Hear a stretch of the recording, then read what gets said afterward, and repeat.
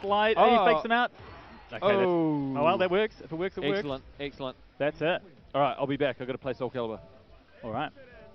Not sure if I'm going to get another friend, but otherwise it's going to be me for now. Don't worry, it'll be quick. You got this, mate. Good luck.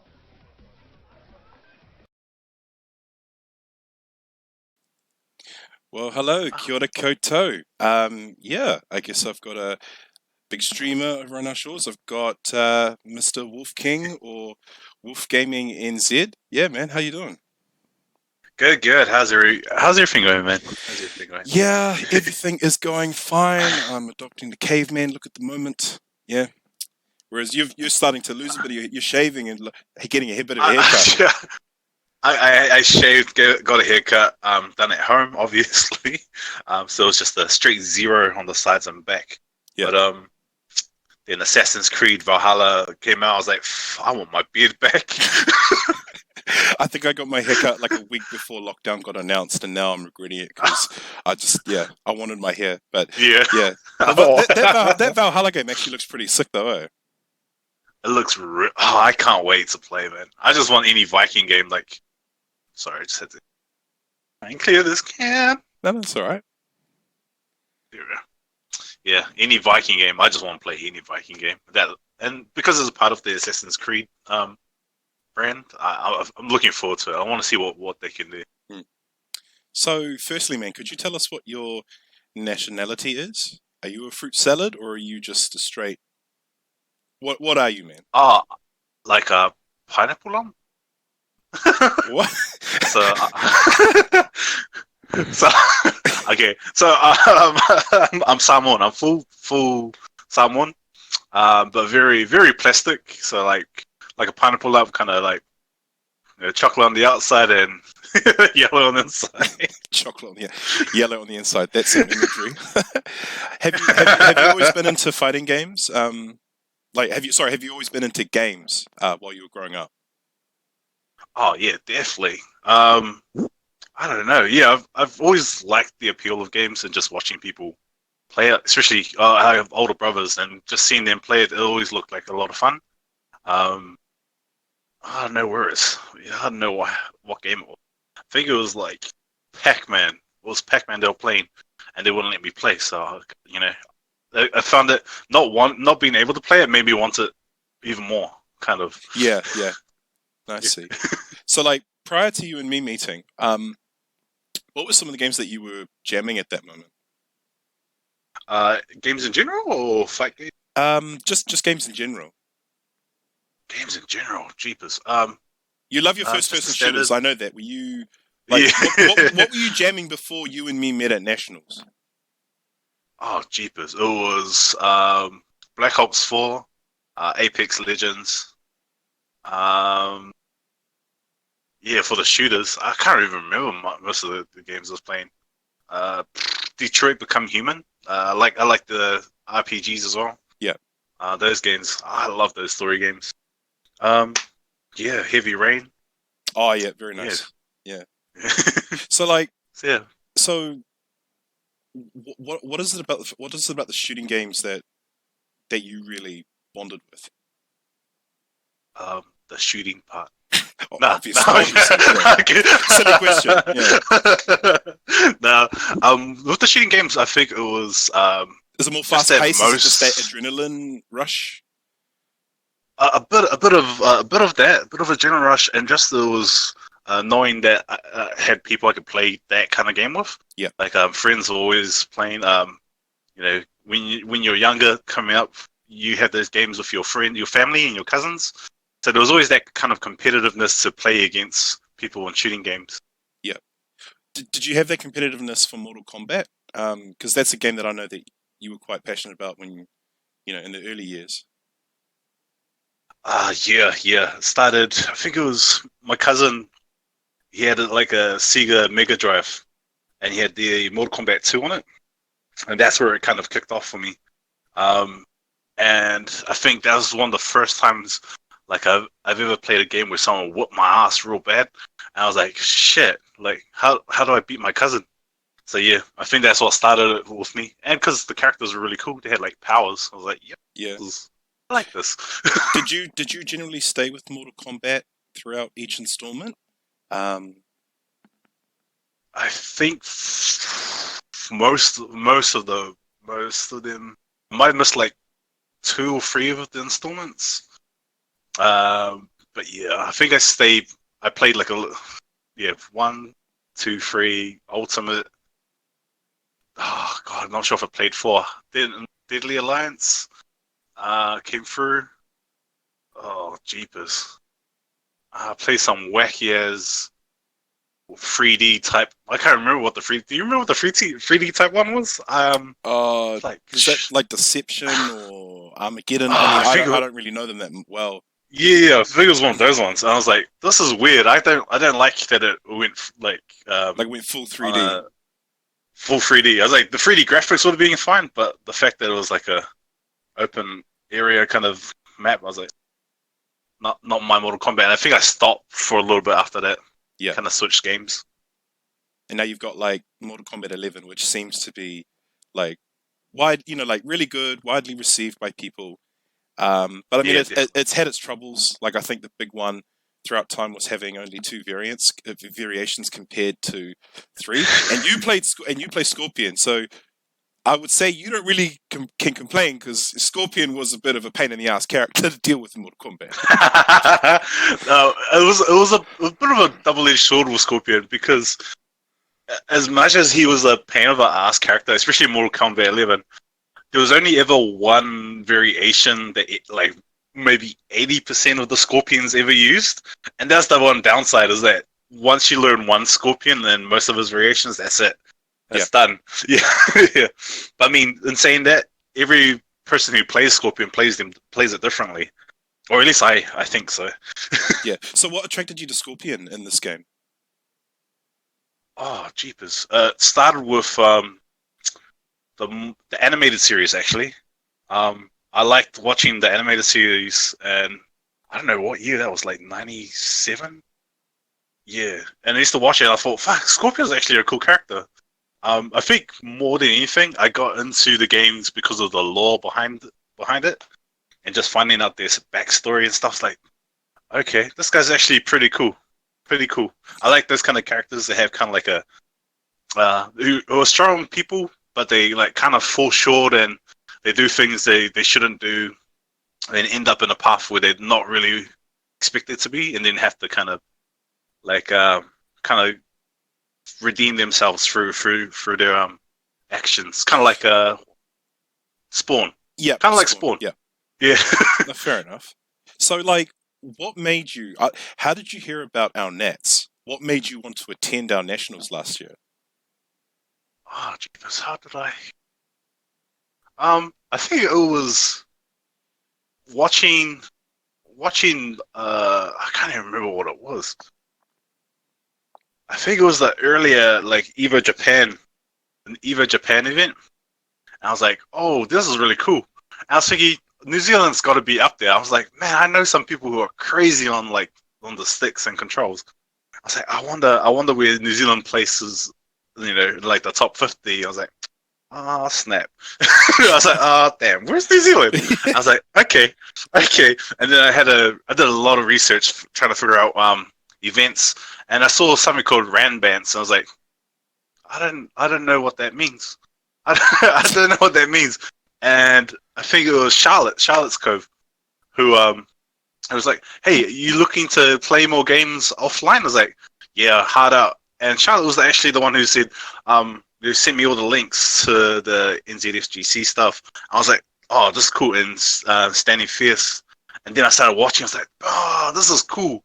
And you guys were like, the thing about the NZFGC is that like we as much as we like everyone talks like smack, everyone's like really close. Yeah. And I was like, I like that. Like, you can be really bros with each other and talk so much shit. Yeah. And yeah, and then I was like, oh, this is cool. And then I just started watching more and more. And then Milky, Julian. Yeah. I saw a tweet, and you know how much she loves her tweets. Yeah, I saw a tweet about Evo last year. It was last year, right? and how they're taking a few people over from New Zealand. I was like, oh, okay. And then I watched the whole tournament. I was like, shit, this is cool. I thought, no, man, I wanna go. I wanna go 2020. Obviously, shit happened. You and me both, like, man. Fuck. You and me both. There's a lot of us that are like, fuck, man, this year's gone. It's gone. This year's gone. Yeah, it's already in the 5th month, man. We just gotta try for next year. But like after that, I was like, I just talked to it was Julian and Shamia and Reno, and they were just like they were just telling me all the stuff, and then Danny Boy, he just sent me the old invite online. I was like, oosh.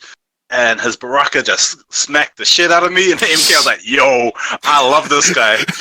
Because no matter how much I was going at it, he'll let me know what I'm doing wrong. Like, he'll critique me on things that would work online don't always work offline. I was like, what? What do you mean? And I was like, because I keep jumping around a lot. If anyone knows me online, I jump a shit. I jump a lot all the time. Oh, telling my weaknesses. I'm not sure if that's a good thing. And so I did that. And he said, why don't you come up to Nats? Why don't you come to Nationals? And I was like, okay. Saw the date, booked, and I was like, yeah, sweet. I'll be there. No, that was so great that you came along. But tell us exactly where you came from, because it's not like it took you a 20, 30 minute drive. You actually came from way out. From Wellington. Yeah. Came up from Porirua, unknown, by yourself. Like, I commend that commitment, bro. But as soon as you showed up, I think it wasn't just surprised, but I think a lot of people were quite just how well you kind of like trying to get to know people and fit in, but you were trying to like just make the most of the weekend, which first people who are experiencing, they kind of get lost in awe of like what's happening around them, Yeah. Oh, definitely. I think that's something I learned from my brothers. Oh, hold on for a sec. Oh my gosh, I got a call coming through. Oh no, you're good, man. Look at this. Hello. Sorry. Yeah. Yeah. No, like I said, that was really great that you came, and meeting these players and kind of getting immersed in the scene for the first time, and that was quite a crucial. Event for Mortal Kombat, because we had the 3 Trinity. What did I call it? The Trinity of Champions, because you mentioned Butterjaw, who liked to play the antagonist with his Baraka, and then you had Gil Bags, who was the formidable Sub-Zero player from Aussie. Oh, the Sub-Zero player, Gil Bags. And then the very elusive but very destructive Boy 91 or FGC Boy, who was making a tear online. Boy. And so a lot of us were aware that these 3 guys, like, we wanted to see either of these guys make it to the final. Did you have any idea of the context with this situation?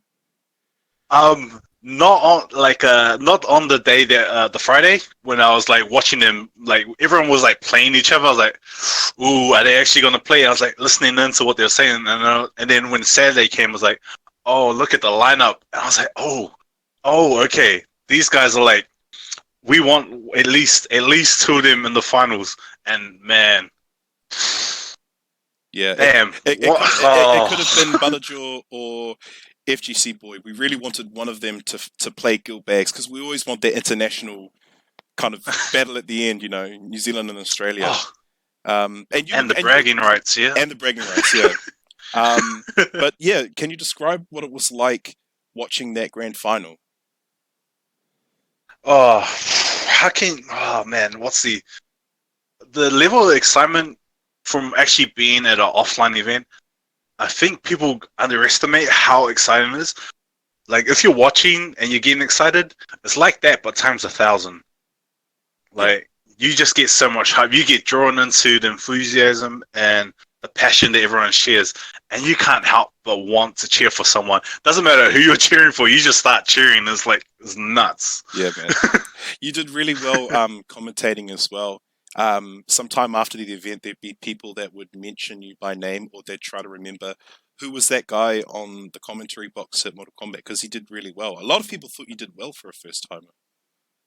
I know. I was like, you know what? I'll just put my hand in. I didn't even know. I forgot who came up and asked me to jump in, but I was like, do you want to jump on comms? I was like, sweet, let's go. Yeah. Not knowing anything, not knowing like all I had was my love for the game, and that was it. Yeah. It must have been really something seeing that game played at that level and having a different meaning. As you were saying, coming from being at home, playing online to an offline event, like the change must have been like, whoa. The change is like sun and moon. Man, was it crazy? It was, yeah. Every time I think about it now, it brings a smile to my face. Like that's the impact it has on you, and I can't stress this enough. So people who I've talked to about it, if you have played online for a while and you just like questioning going to an offline event, don't question it. Just do it. Just go. Mm-hmm. Trust me, it's one of the best opportunities to hang out with some of the best people in New Zealand. And you get to watch, and you pick up things on characters. Like I learned some new moves from watching other people use characters. Like, oh yeah, I see. Well, since you were on commentary, you got to see a lot of cool things. And I found a clip of you commentating a real awkward moment. I think. Oh God. Yeah. So it was this one here, where I think there was like the mix-up of the handshake, but Joel just doesn't get it right.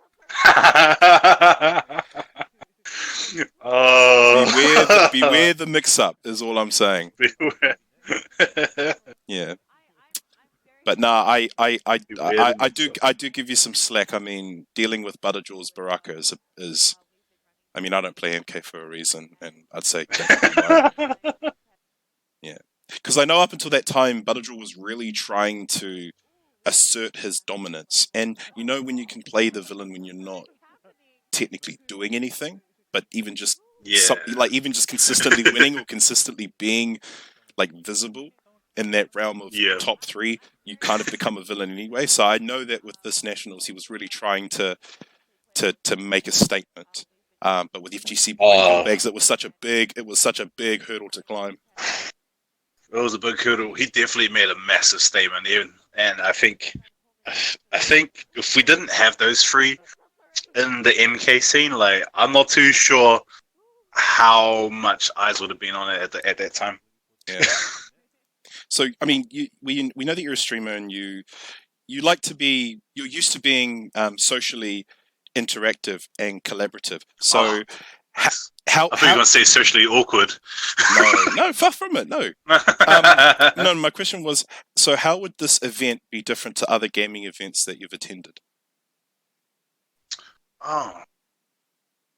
There's a certain like energy about the whole area. You get really good vibes. Like it's hard to explain. It's like being at home when you're not at home. It's like hanging out with family. That's pretty much how I felt. Like I felt like I was hanging out with people who have like the same kind of passion, same kind of love for like fighting games. Everyone's just the same. Like we're all like come from different walks of life, but we all have this thing in common, and that's the thing that kind of ties us together. Yeah. And then there's other little things you get to find out about people. I'm like, dude, this is real cool. And I don't think, I think it's just interesting because, like, we love fighting games, and video games always get that negative association with like violence, like just family abuse and reckless behavior. But just because you play fighting games consistently doesn't mean that you punch the face of every guy that you run up and on the street, But with streamers, with you being a streamer, do you face a similar controversy? I don't think myself, like personally, I haven't faced any kind of like controversy like that. But I know that has been around for quite some time. For quite some time for a lot of people. about playing certain games and like, oh, why are you playing that for? Like, isn't that like really aggressive or something? I was like, you can see kind of the point, but at the end of the day, it's like the games don't actually affect anyone. Like, if anything, most of the people I know who play video games all have a positive outlook. Like, video games have been like kind of like escape, like a place to go to hang out with your friends, or to actually just get away from reality for a while. Because sometimes like things go down, and I think that's one of the harder things, especially with a lot of males, a lot of guys, being able to openly talk about stuff like their emotions and stuff. Where if we turn on a PlayStation, we can jump online, we see our mates are online, and we just start playing. We just start playing and hanging out, and that's kind of like our release, letting the stress go and stuff. And I don't think like people who don't play video games don't really understand it. Yeah, well, do you remember that? That tweet came out a while ago about that dude that was on Twitter about saying, if you play video games, you just haven't grown up, you haven't matured yet. And I love how people went up to him and be like, hey, yo, like, people who play games aren't throwing their life away. Like, as you said, it could be for escapism, it could be dealing with troubled situations. I just like, that's a real narrow-minded way of a vision of how to. Yeah, that wasn't a good opinion. I was like, that's someone who hasn't had that experience in life, and that's the thing. Like, it's like people looking from the outside in. They only see so much, and then like, it's like, people who play like 2 hours a day. It was like, I was like, shut up, man, just shut up. You don't know me, bro. You don't know me. What you on about? You don't know what people go through in their lives, and that's why I love the offline stuff, because we all just chill, hang. Man, I think we went to like a bar afterwards. Yeah. But also, it's that interesting thing where people think who play games don't talk. And that's just not true. I mean, we're not playing... Like, we're playing with people, we do talk, we do socialize. It may not be face-to-face, but there is some mild interaction that happens. So I was very interested, like, reading his opinion and thinking, like, where are you basing this off? Yeah, I was like, this is most definitely an opinion piece. Like, it was like, yeah, you just thought of that. Nah, bro. Execution was poor. Execution was super poor. Yeah. So, being a streamer, tell me some of the most favorite games you've loved to stream, man. Oh, I don't even know where to start with these games. Like, Life is Strange has to be one of my favorite ones I've ever played. Yep. Yeah, Life is Strange. The whole series of stuff. I like games that draw on people's emotions and thought process. Also, games that have like variable endings. Like, those are my favorite ones. So, like, yeah, Detroit Become Human was immense. Like, I was in tears, man. I was like, and man, I was like, fuck. Got turned into Game of Thrones all of a sudden. I was like, fuck this game, I'm out. I mean, but yeah, other than that, I mean, fight games. There's a certain, like, I like the blood and gore from Mortal Kombat, and Killer Instinct is another one that I like watching. I don't play it because I don't know how to play it properly. That's legit. I just don't touch it. It's like, but I like watching people hit these combos, like ultra combo. I'm like, dude, look at the numbers. Just those are some of my favorite games. I miss playing sports games. I used to play a lot of like boxing. I used to play a lot of boxing. Especially because my brother always beat the crap out of me on those games. Like, I'll learn how to play this character. Yeah. Rugby was always a good one. NFL, used to play a lot of NFL.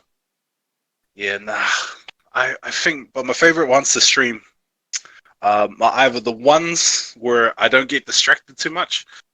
So like, yeah, that's why I play the RPG games, and ones where I don't know, just really random games that like nobody really watches like Goat Simulator or something. just the offbeat ones, I see. Yeah. Okay.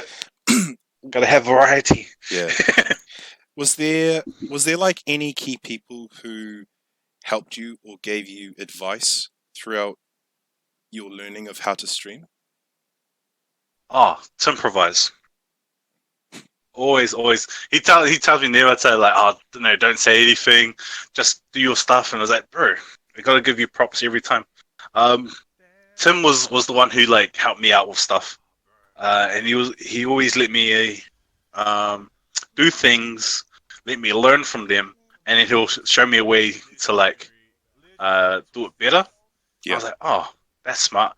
But he's always just been like, just a bro who, like, if I was ever in trouble, if I ever needed anything, like, he's waiting for me to get a PC. And he's like, yeah, man, I got like a mic and a keyboard here for you. It's like, hey, I was like, just let me know when you get your stuff. I was like, oh shit, that's really like, nice. That guy, yeah, man. yeah, that guy has a big heart, man. Like, and that's why I like, I just want to, try and give back to him as much as I can. Yeah, Tim was a big implement into my streaming. Yeah, and I mean, I guess when you become a streamer, there are people that kind of grab I wouldn't say an ego, but they get that high profile notion about themselves. Like when they fully get invested, they only worry about their image, their progression. So it's always nice to hear other creators helping out other, creators and such. Definitely, and that's the one thing. Like, I think we, especially here in like New Zealand, like there's like a predominant group of us who want to help each other, and that's the thing. We're always like, always supporting each other. Always there if someone's like doing something big. Like we had like a charity stream a couple of weeks ago, and the amount of people that came in and went to all of the streams and donated, it was nuts. It was crazy. I was like, dude, we made, I don't know, like 3K or something. I was like, crazy amount of love. And that's the thing that I want to keep doing. Like, dude, I have like big dreams of being like Mr. Beast or of being able to like go in and like, I just want to go in and like donate money to a streamer who I know deserves who needs like equipment or something, or they're not doing so well medically and just pay bills, and I just want to go and help people. I want to go and fundraise for all these charities. Man, I just want to give so much to the gaming industry, as much of me as I can. Yeah, because like that to me, like the gaming industry has been really good to me, so I want to give back as much as I can. Yeah, and that's really admirable that you do. And I know you try, you do your bit, and I know Timprovise does this bit as well.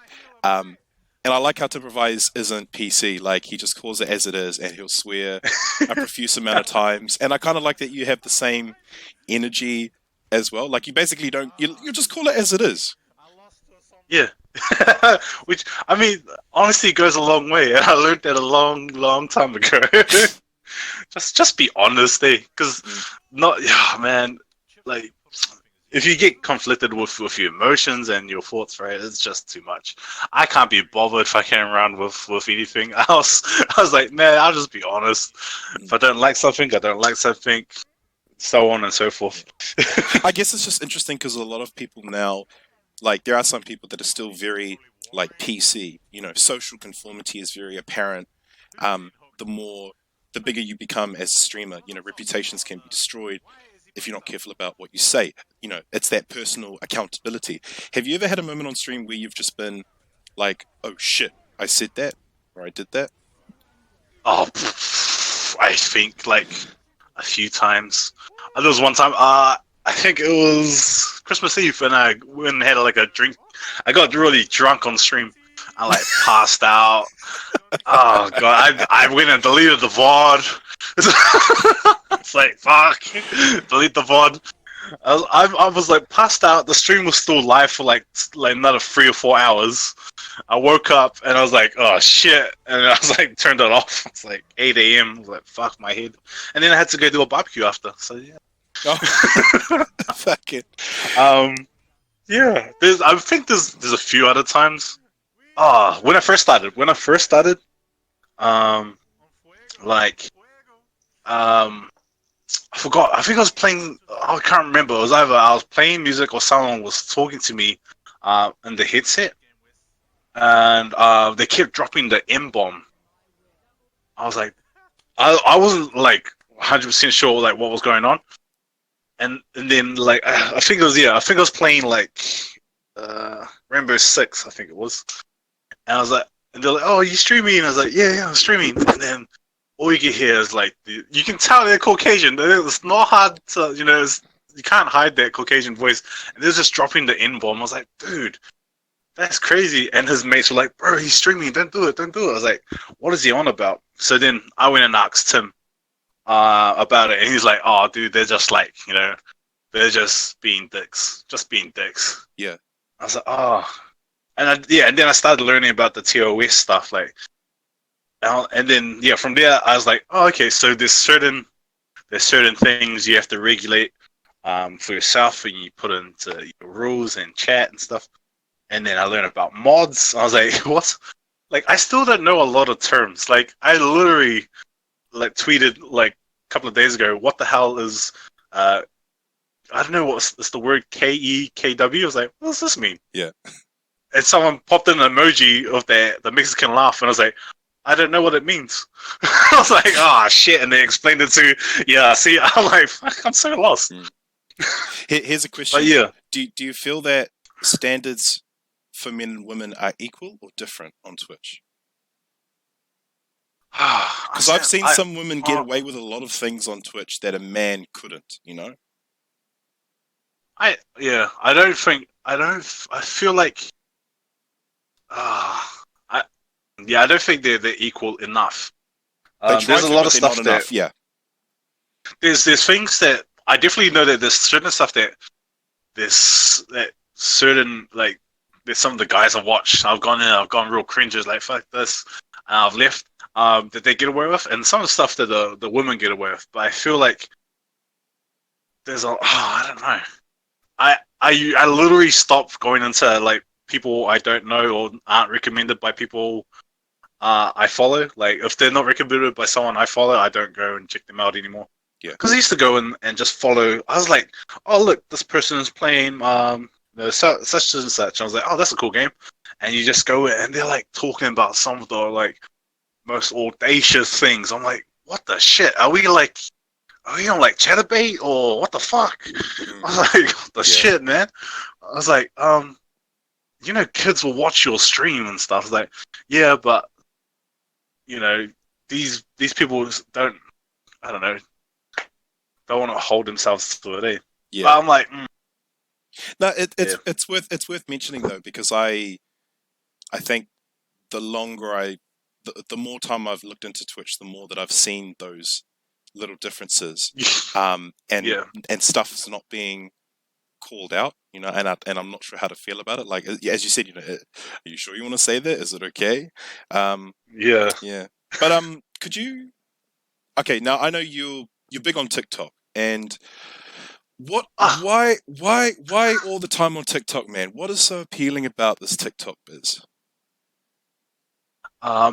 It's kind of like how Vines were, I guess, if anyone was around during Vines. But I think it's the format that they have, where it gives you a snippet of something. You have like a very small amount of time, like anywhere between 15 and 60 seconds to do something. Yeah. And I think that's it. It's just short attention span. So you don't really have to. If you like something, you'll like it straight away. It's very easy. It's very easy to get into. And I think that's why TikTok has been, just gaining more and more, especially during like the lockdown. Yeah. Because you could literally create something or follow or copy someone, and it can just be trending, and it's crazy. I do like that you can be more creative with stuff. Like there's certain things that they weren't allowed to do, obviously, but like you have a high chance, especially if you're a content creator, to do more things that that kind of draw eyes towards you. It's crazy. Yeah. Because I mean, I've seen a few FGC people on TikTok as well. And actually, I've got one of them here. Ooh. So I think he's a Street Fighter 5 player, Bison. His name's called LPN, and this was like the first one I'd seen. I'm just like thinking, hey, I know you. And I was like, what the fuck? But yeah, get it. That theme song is so catchy. I don't play that game, but even I know it. I'm like, yeah, it is catchy. Yeah. But I mean, how many vids a week would you say you bust out on TikTok in a week? Oh shit, man. I barely like watching or making. Making, baby. Oh, no. Yeah, making. No.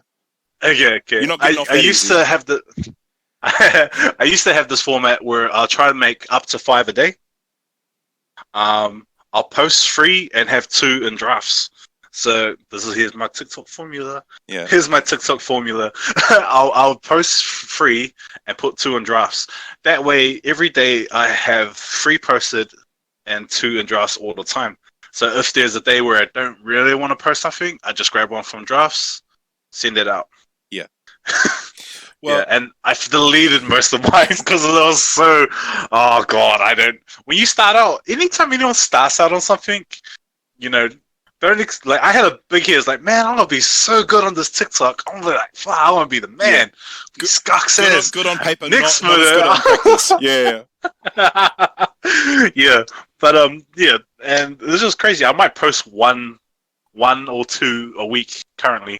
It's just finding like thing like for me, everyone has like different lane that they want to follow on TikTok. I just want to make funny shit videos, but some people are really like PC about it. I was like, fuck, man, I could get away. Like I could get away with some stuff. Then other stuff, people like I made like this stepsister video, and I was like, I cracked myself. I was laughing at myself for ages. Like, fuck, this is hilarious. And I posted it, and then I got comments like, "Oh my gosh, why did you do that?" I was like, "Fuck."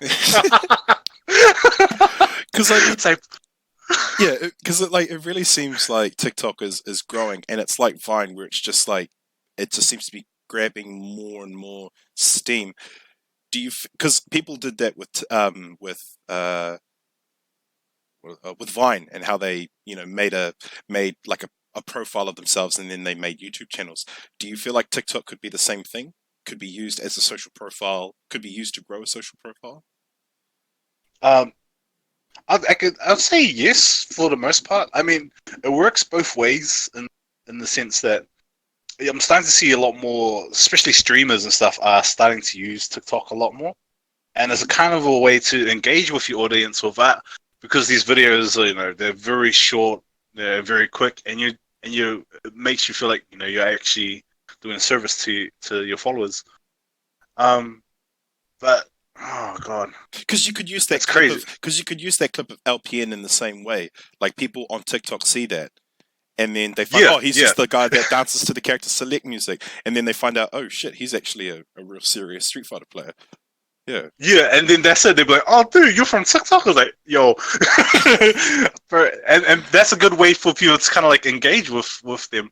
A lot of, especially like for the last maybe 8 to 10 months on TikTok, a lot of musicians and artists have been using TikTok kind of to launch themselves unexpectedly as well. Like people will make a song, and then like it will trend overnight. Yeah. And I was like, dude, I don't know how many times I've heard that Doja Cat song. I'm like my head. Because there's like so many songs that trend. Because if you would say that Instagram and Snapchat are the visual platforms, and TikTok is the info/trash talking platform, I guess TikTok. What would TikTok be in a sense? It would be that 5 seconds of anything random. It's like a Tim Tam, man. You just take a bite. It just fills your day. It's like a filler arc. It's not necessary, but you get addicted to it. Yeah, I know you're addicted to it. I think a few people in the FGC are as well, and I've avoided TikTok for that. I've avoided TikTok for a reason. So, like, when I think of you, I think of you, and there's another one I think of, Bloody Someone, like you two, like it's guys like you that love to entertain, and you always encourage people to be themselves. Have you ever come across a person or a situation where they've tried to be something bigger than what they naturally are? Oh, jeepers. I think maybe. I'm just trying to think of it. Oh, yeah. There was a person who came into chat one time, and I was streaming. I forgot what I was streaming, and it's like, bro, man, I can't. You're so cool. Oh, we should just fly you out sometime, man. Come hang out. I was like, hey, where are you from? He's like, oh, I'm from the US, man. I was like, oh, this is cool. And he was talking up like all this stuff. He's like, man, I got a YouTube channel with all these followers, man. I make music. I was like, what kind of music you make? Oh, it's like trap music. I was like, oh, okay, cool. And he sent me a link. And this is before I had mods. And he put a link in my chat. I clicked on it. I was like, fuck, this guy sucks. Like, shit, bro. Oh. I was like, fuck, man. He's talking up like he's going to fly me out. Something like, dude, you and your, like, 72 followers are going to fly me out to hang out. Oh, up your ass, man. And literally, like, and then I think for, like, 2 weeks after that, he'll spam me, bro. I'm going to start streaming too now. I was like, okay, cool. And he'll spam my DMs, everything on Twitter. I was like, bro, you can't just tag me in everything, bro. That's not cool. And then he didn't take the hint, and I just blocked him on everything. I was like, oh, what you did? Bro, I just blocked him. I was like, fuck, man. I was like, I told you not to tag me. If you can't tag everyone. He started following people I was following. I was like, that's weird. And then I got a couple of messages from like people who like there were some of the girls that I'm friends with, and they're like, "Do you know this person? He's like tagging me and all the time, like all these tweets." I'm like, "Oh fuck!" So I don't actually know me. I'll just block him. I was like, "Just block him. I'm gonna block him too. I'm gonna tell him what he's doing is wrong, and he shouldn't do it." And he just kept doing it. So I was like, "Fuck it, out of here." Bro, I think that's like it's not a bad thing, but it's just a real irritating thing when you've got someone that @s you, especially when they @ you and you have no link to, like, there's no affiliation to you to whatever the post or the thing is about. You're just like, why? Hello? How are you? Why am I here? Yeah. Yeah, but maybe he was one of those guys that just, he didn't have honest friends to tell him the truth. I think that was it, eh? Like, and that's the downside. Like, people need good friends around them to tell them, be honest, be even brutally honest. It's gonna like hurt someone for the moment, but in the long run, it's gonna benefit. Yeah. Do you feel like, because being a performer or a comedian, or in this case a streamer, you kind of have to have quick skin, and you've got to get it thick, or otherwise you're gonna find yourself in some pretty difficult situations. Yeah. I think, being anywhere in the ever, like, on social media, if you're posting stuff, or if you're actually like showing yourself in any kind of platform, you have to be prepared. Like, I knew from the moment I started like doing stuff on Instagram. It's like people like, there'll be people that like me and people who always comment bullshit, and I was like, forget about it. But that mentality of like not giving a shit about stuff is really hard for some people. Like, even like today, like sometimes I care like a little bit for some things, but like 98% of the time, like, fuck it. Yeah. But it's, if you plan on putting yourself out there, it takes time. It's either going to take time for you to build like a thick skin. Be prepared for like criticism from everyone, because unfortunately the internet's here and everyone has an opinion on everything.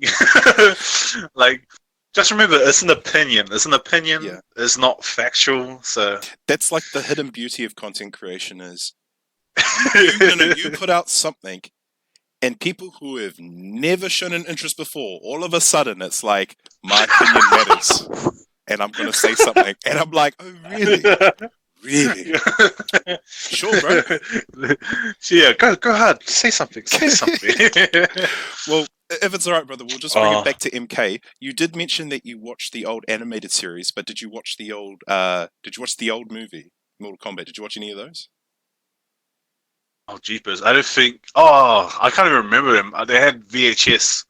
And I remember trying to watch it, and then our little tape thingy ate the tape. So I don't think I even finished it. I don't even think I can remember finish. I was like, fuck. The only MK movie I watched was the I think there was two of them, right? Yeah. There's the two that yeah. I was like, oh, look at Scorpion. I was like, oh, that bird in his hand. There's a bird in his hand. I think everyone saw that. And I was like, oh. But I still like the fight scenes. I love martial arts. I love martial arts with a passion. Did you take any interest to that new cartoon that IGN put the trailer up for? I think it was called Scorpion's Revenge. Did you? I watched it. Oh yeah, you did. Oh, okay. Well, without spoiling it, what did you think of it? If you enjoy the lore behind Scorpion, you would love it. You would absolutely love it. If you without giving too much details, obviously it's gory, just like a good Mortal Kombat animation should be. I can't tell you. There was some lore in there. But if it's focusing on the lore, it must go way back into pre-Mortal Kombat. So you see, like, his birth as a Spectre and the first tournament anyway. First tournament anyway, yeah. The visuals are great as well, yeah. Oh yeah, definitely. I recommend it. But what was the? Because I'm guessing that Scorpion and Sub-Zero do fight. Is that the big? Oh, you can't tell. You can't say anything. I can't tell. No, yeah. No spoilers. In this case, for the vision, like for the aesthetic that it is for 2020, it looks pretty sick, man. It's actually, I'm vibing it. You know, it reminds me of like some of the later Batman animated stuff. I was like, I like it a lot. Like the DC stuff that came out. I was like, yeah, it's got a good vibe to it. And just moments. There's so many moments in there. If you're a fan of Johnny Cage, there's so many moments in there. I can't spoil it. So when did you go see it, man? Dude. Let's. I can't remember. Like, how many weeks have we been in lockdown? I was like, I can't remember. Was it before lockdown? Just before? No, it was just after. Oh, I can't even remember. Did I watch it officially? Maybe. Oh, okay. One of those. Okay. Moving right along. It was a surprise. We'll move right along. Yeah, I think upon Mortal Kombat 11's release, when they announced Kari Takawa as the voice actor for Shang Tsung to get the original Shang Tsung, I mean, that just seemed to, it was not just fan service, but it was just right. But now, how do you feel with this continuation story with Mortal Kombat 11 Aftermath? I don't know. I'm on the fence about it. I like the idea of playing more story mode, and kind of like I love lore, but I love any game that has like backstory, and because of the history of Mortal Kombat, there's so much, especially with Shang Tsung, and it's not too much out of the realm of what you would expect from his character. Like, it's not too far-fetched that it wouldn't happen. Yeah, because I mean, it's painting itself out to be a slight time reset, like just a very slight reset to factor in, the new characters, Fujin and Shiva, and the newly announced RoboCop. Any thoughts on those guys? Whew. Okay, Fujin. Good Lord, welcome back. Yeah. I want to see what he plays like. He was a character that much of the NRS scene was really kind of like, oh, when is he gonna be available? I can't remember the last game. Was it 9? Mortal Kombat 9 was his last one, or maybe 14? No, I think it was Armageddon. It was It Armageddon. probably would have been Armageddon, I think. I hope I'm right. Yeah, I don't remember him in 9. Yeah. No, I'm trying. Yeah, I don't think I do.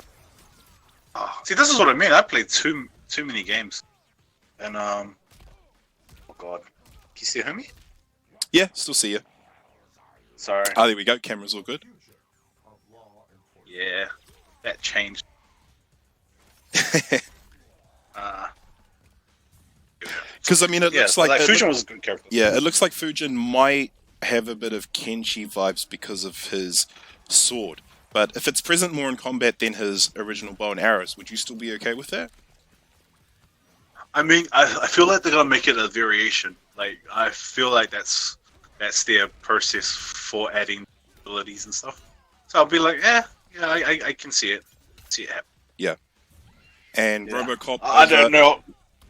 Sorry, man, you go. RoboCop over Terminator. RoboCop over Ash Williams. Oh. I love RoboCop. Officer Murphy. Oh, Officer Murphy. I love RoboCop so much, but I want to see more gameplay and more abilities. I want to see how he works out. But there's a lot to be seen before then. But Ash Williams would have been perfect. Yeah, well, his character design, the lore would fit.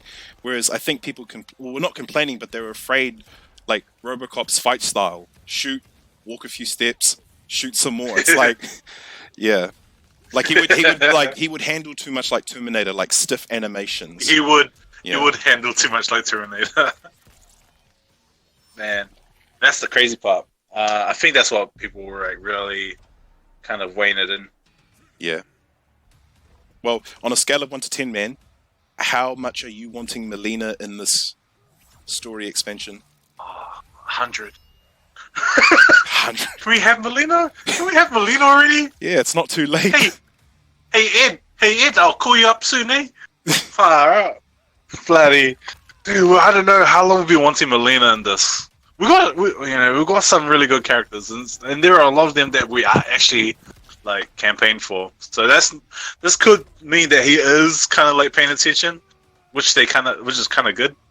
Melina, to have Melina in here, man, all the one-liners between the sisters, there'll be so many one-liners. Yeah, and there could be and there could be a nice little story about she'd resent Katana. That tension would be higher since she's Khan now. So yeah. Oh, and she would absolutely go in on Devora. Get revenge. She'll go get revenge. Yeah. Oh man. Yeah. Well, you did mention it previously about your little fundraiser, and we Salt Shakers, we've also done some like team tournaments to fundraise for charity. Could you explain a bit more about what that project was? So that project was Kids Can. So Kids Can is a charity that helps provide like clothes and food for kids in New Zealand who are in the poverty areas and stuff. So that's pretty much majority of what they do. So they take care of a lot of the kids in poverty, and someone just came in, asked who wants to jump in. I was like, yes, sweet. Like for me, if there's any fundraiser that I know I can put my hand towards, I always want to jump in. I just try to help out as much as I can, and I'm so happy that that we were kind of like their first. This was the first time they actually had people do a stream to fundraise, and I think that's the way most companies, or most charities and foundations should start to look towards social media and stuff as a way of helping out and stuff, getting people who are in the industries to help out. Because like St. Jude's Hospital, Dr. Lupo, that guy, this is like $1 million or like $3 million of donations. Like, yeah, if that's any indication of where, the traditional ways of like going out and having people stand at stores and places, it's a bit dated. But and a lot of us who like grew up with video games, we're all in that kind of that grouping that we work, we make money, so you should kind of like pander towards us if you're kind of looking for donations. For certain games, obviously you don't want to go to Fortnite all the time. Yeah. But yeah, like I think that's where a lot of charities and stuff need to start being a bit more open about getting help from like gamers, because hey, we're all the same people. We all grew up in situations and different lifestyles. We understand like that you guys need a hand, and we're more than happy to come help. Yeah, or even schools as well. Since schools have made that change to make their curriculum more, I'm just going to say digestible. Having having iPads and tablets and computers more accessible in school. I think you've touched on an interesting note about how schools can really be more innovative with, they should actually start to teach some elements of streaming, as well as even looking towards doing charity streams or fundraisers. Yeah, most definitely. Especially because it's going to be, the kids are going to be enticed by it. They're going to be able to enjoy the content. And this is like the modern age. This is where everything's kind of heading towards, is going to be very tech savvy. Yeah. So why not bring them in at a, earlier, give them bits and pieces to start building them into their actual future. Like, as I love books and stuff, like I love reading and stuff, but like a lot of ebooks are out, or you can just get like a Kindle and just download content. Going away from traditional stuff, people. If any oldies are watching, hey, I love you. I love you. Well, actually, just a brief mention to Tim's podcast with John Campbell, because that's actually what John said, is that like back in their day, schools, and I guess in our day too, like we were being taught stuff that wasn't being applied, for the next step, or like the next job, or so like making education relevant in this day of digital is totally crucial. Do you feel like it's a step? Do you feel like schools teaching streaming as a curriculum could be a possibility in the distant future? Or elements of streaming? Oh, actually, no. I think both elements, and actually teaching streaming. Maybe not at like intermediate or primary levels, but as they go into college and stuff, that stuff, like especially with like the Waikato esports, like that's a whole like university dedicated to playing video games as a career path, as an actual career path. Having a school that's dedicated to playing video games as an actual career path, like you're not just there playing the games, you're learning like fundamentals, like placements on maps, or character selection, counter characters. You're learning so much about the game itself and how to adapt your abilities into the skill sets. It's crazy, and it's because there's a lot of old fogies, old mindsets. They're like, oh, this isn't how it was done nowadays. But it's like, obviously, it's not. Yeah. This is It's like, just people are slowly getting to it, and if we could do that like in unison, if we had like I'm hoping that it becomes more into the curriculum. Yeah. Like like on Tim's podcast, like how John was talking about kids being bilingual. I was like, man, if there were like subjects that we could be offered, that I would love to learn like Japanese as a subject at school. I'm like, dude, I would love to learn any other language as well as my own language at school if it was available. Yeah. Damn, man. I think like so if we No, you go, man. You go. Okay.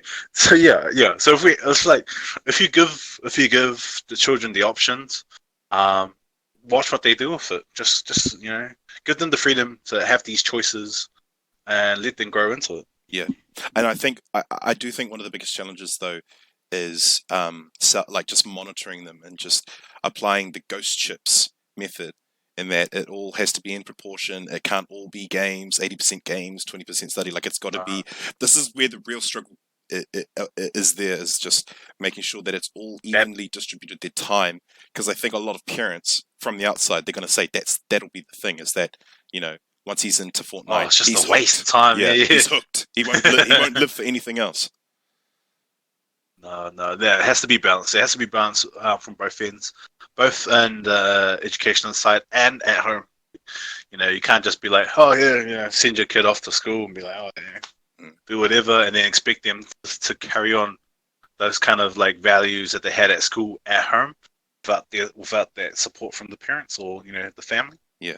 So family has to be meeting halfway as well. Yeah, because it's not just streaming that these kids can apply these skills to. It could be anything. It could be like social, like any kind of digital marketing, basic skills like public speaking, improve, but also digital design. Like it does open up a door to other pathways, but obviously parents just see the first stop, gaming. It's like, where does that lead to? It's like, if you only knew, man. That's it. And imagine not like, especially making the connections with people. Like, dude, Blaze Someone's just one of the most talented artists, and the fact that he does stuff for like WWE, I'm like, dude, like wrestling is I love wrestling so much, and he's a wrestler. I was like, oh shit, and he's a really good gamer. Like he's absolutely insane, especially on that little mini control, like little stick that he always beats my ass with all the time. I think we know, and I think the parents need to know, is that the path to success has really changed from the era from what we grew up with. Like it can be, you can go along any pathway, you can go along any means of education or expressive creativity, and it's okay. You don't have to have a qualification. Yeah. That's it. It's okay, and I think that's where a lot of our parents, when they came through, where it was education was only way. Education was like that specific education. You go get your school cert or your NCEA. Do all this, and that's the only way you're gonna get like a better future. Yeah. I'm not sure if you ever listened to Gary Vee at all. But like he was a guy who was like a D student at school.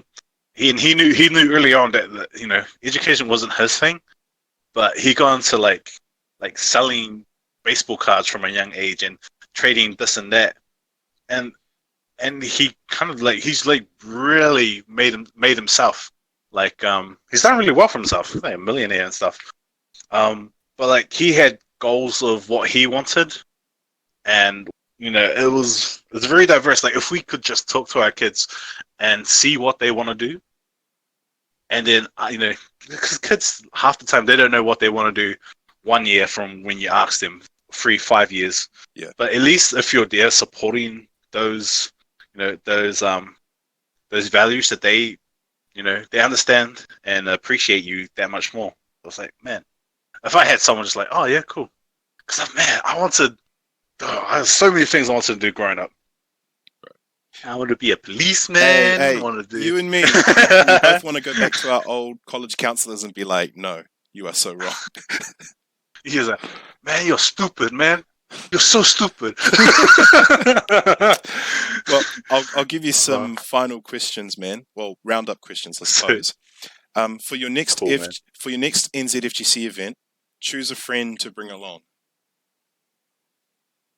Oh, jeepers, right. Oh, actually, I'll bring my little brother. I'll bring my little brother. Oh, nice. That's my friend. Okay. Yeah, he's actually a Tekken player. Plays a lot of Jin. Oh. Yeah. No. Yeah. Okay. All right then. Hook fist, man. All right. Okay. Hook fist. What's that? No, I'm just saying electric hook fist, eh? Okay. He's a hook fist kind of guy. He's He's a hook fist kind of guy. Which Tenga boy would you want to have an all-night MK11 session with? Consistent. Wow, that was quick. Oh shit. Maybe. Okay. Yeah, I think Khan. Nah, he's the man. Name a streamer you'd love to collab with in the future. Oh, fuck. Name. God. I think there's like two that I really would like to collab with. Okay, well, mention. Now, Go on. Mention them both. Is it just New Zealand or like anyone? Everywhere. Everywhere. Damn. Oh, okay. It's free then. So it would be Tim the Tatman, because I just fucking love his energy. It would be who would be the other one? It would be probably Vicstar 123. Vicstar 123. Oh yeah. Okay. Yeah. And Pokemon. Pokemon. Ah yes. Yeah. What's your go-to panic move when playing Scorpion? Jump. Neutral, man. Neutral. Not an attack, just neutral jump. Just This guy, not even teleport, just jump. This guy. Nah, just jump. Fake the teleport, man. All right, you've been asked to be the wingman in getting KFC for one of these three lovely ladies, Milky, Shamir, and Squishy Blob. But who gets the first pick and why? Oh shit. Nah, you know what? I just put it in the front of all three of them, and I let them have it. Go at it. You go get in between any three of them, because man, just a free KFC's life. You just dump the package and run, eh? Dump the package and go straight to commentary. All right, nice answer. Okay, who is your favorite person to do or watch commentary with? Oh man, I don't know. There's too many. There is far too many. But Curse Lord and Milky were both like, I love doing commentary with both of them. It was fun. It was so much fun. Yeah. What was? Yeah, they just. Yeah. What is it about their styles that? It's their knowledge. Like, see, I'm not. You know, I'm a pretty face, but I'm not that knowledgeable about stuff. But having the knowledge and be able to bounce off a commentary with them felt real natural, and I like that. Like, just absolutely, they're both wild, and I think that's the main thing. They're both wild, and we're just having fun. That's cool, man. That's cool. Okay, describe your Mortal Kombat tournament run in one sentence. Loser bracket.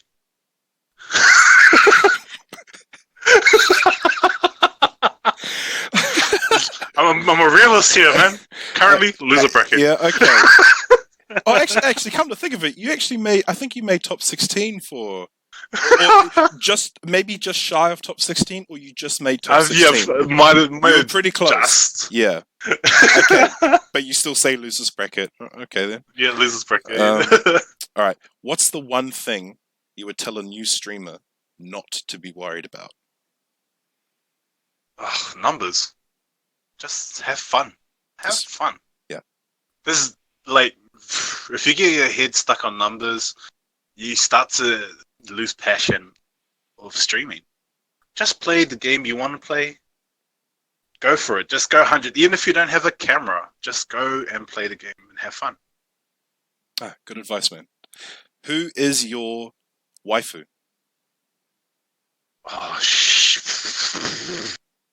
Oh, nah, I got too many, bro. Okay, this is one you've got to narrow down. This is one you have to narrow down.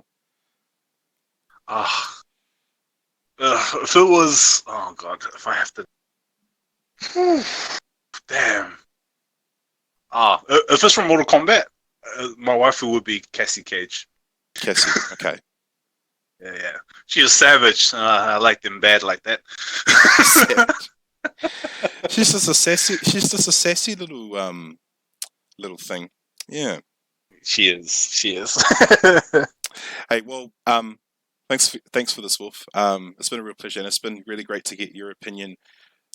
Just as a first-time entry, as well as being a streamer, so you offered some really, you offered input not that a casual FGC person would. So, I'm just saying thank you for that. It's been really great. Do you have any last-minute shout-outs last shout-outs or words you want to make? Jesus. Can we all it's level 2. It's level 2, guys. Hey, it's level 2. Take it easy. I want to see everyone offline. Let's have fun. And let's open up a tab on StandingFierce. Tab.